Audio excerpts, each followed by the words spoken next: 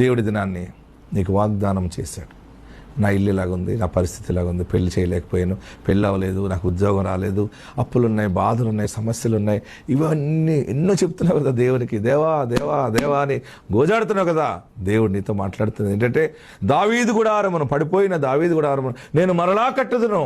ఈ దినాన్న పాడైపోయిన నీ బ్రతుకుని దేవుడు మరలా కడుతున్నాడు అనమాట. కుమ్మరి చేతిలో పాత్ర పగిలిపోతే దాన్ని మళ్ళీ మట్టి ముద్దలో కలిపి మరలా మంచి ముద్ద చేసి ఆ సారిపై మీద పెట్టినప్పుడు తిప్పినప్పుడు మళ్ళీ ఒక మంచి షేప్ వస్తుంది అనమాట. ఇలాగా ముందు దాకా చేయాలో, గుండు చేయాలో, లేకపోతే గ్లాస్ చేయాలనుకున్నాడు, ఏం చేయాలనుకున్నాడో తెలియదు. కానీ అది ఇడిపోయినప్పుడు మరొక పాత్ర దేవుడు చేస్తాడు. అలాగనే నా బ్రతుకు ఇలాగ అయిపోయింది, నేను ఒంటరి అయిపోయాను, నేను ఒంటరిదాన్ని అయిపోయాను, నాకు భయంగా ఉంది, బ్రతకాలని లేదు, పిల్లలు ఎలాగ అయిపోయారు, పిల్లలు పెద్దోళ్ళు అయ్యారు, నన్ను ఎవరు పట్టించుకోవట్లేదు, నా జీవితం ఎలాగ అయిపోయిందని అనుకుంటున్నావా?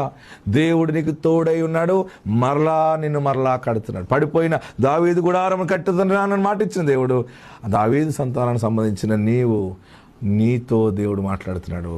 నీ ఇల్లు, నీ కుటుంబము, నీ సంసారాన్ని దేవుడు మళ్ళీ మంచి కొత్త పాత్రగా కట్టబోతున్నాడు.